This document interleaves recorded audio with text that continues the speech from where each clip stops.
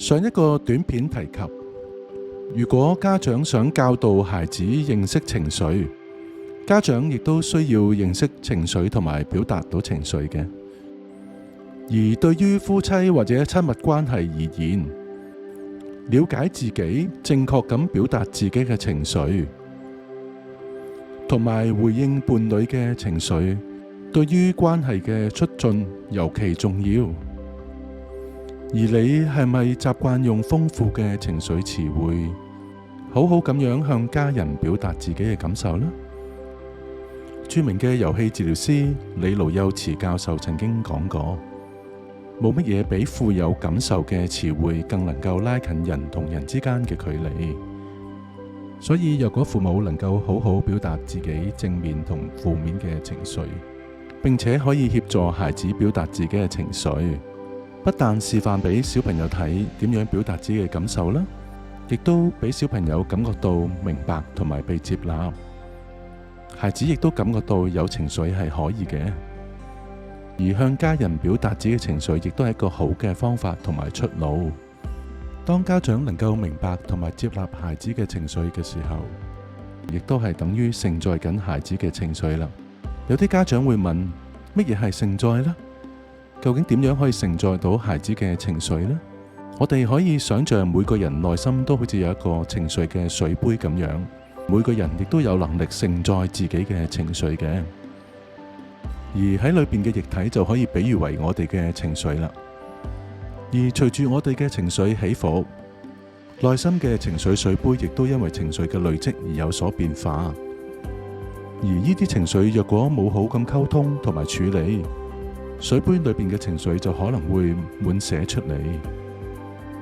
而當我哋不斷處於好激烈嘅情緒裏邊嘅時候，就好似煲滾水、煲滾粥一樣，咁好容易灼傷自己或者灼傷其他人。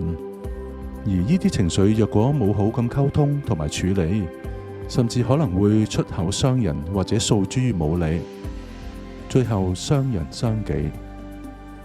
而每個人承載自己同埋其他人嘅能力都唔一樣嘅，我哋唔能夠期望孩子同埋大人一樣有同樣嘅能力承載自己嘅。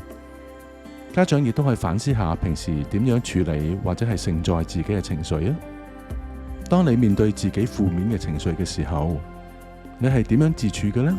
你又想人哋點樣對待同埋幫忙呢？有啲人會選擇獨處，有啲人會聽音樂或者睇書啦，飲茶飲咖啡 shopping。有啲人則會選擇曬太陽，接觸大自然，行山或者打遊戲機。亦都會有啲人選擇靜觀，或者做自己喜愛嘅事。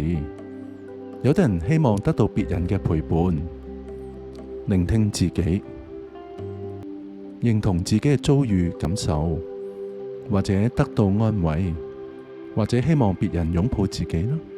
其實每個人嘅需要都唔一樣嘅。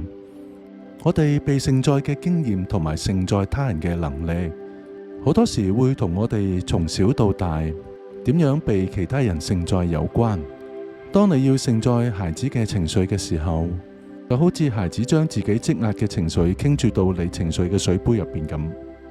家長需要留意嘅係，當下你嘅狀態係咪有能力承載孩子嘅情緒呢？